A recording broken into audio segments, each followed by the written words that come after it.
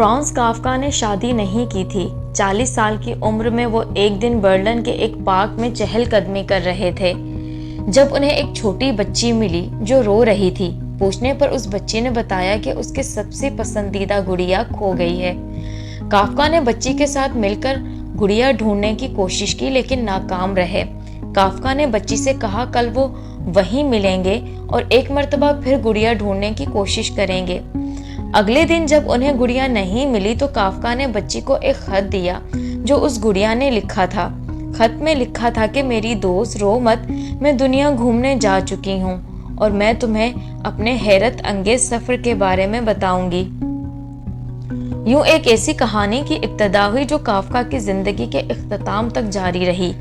بچی سے ملاقاتوں کے دوران کافکا اس گڑیا کے خطوط پڑھتے جس میں حیرت انگیز سفر اور مزے مزے کی کہانیاں ہوتی، جسے وہ بچی اپنی گڑیا کے خطوط سمجھ کر پڑھتی اور اسے دلی سکون ملتا۔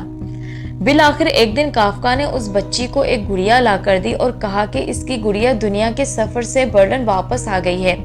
بچی نے کہا یہ گڑیا تو بالکل میری گڑیا جیسی نہیں لگتی۔ کافکا نے بچی کو ایک اور خط دیا جس میں گڑیا نے لکھا تھا دنیا بھر کے سفر سے میں تبدیل ہو گئی ہوں۔ چھوٹی معصوم بچی نے گڑیا کو گلے سے لگایا اور خوشی خوشی اپنے گھر لے گئی۔ 1 سال بعد کافکا کی موت ہو گئی۔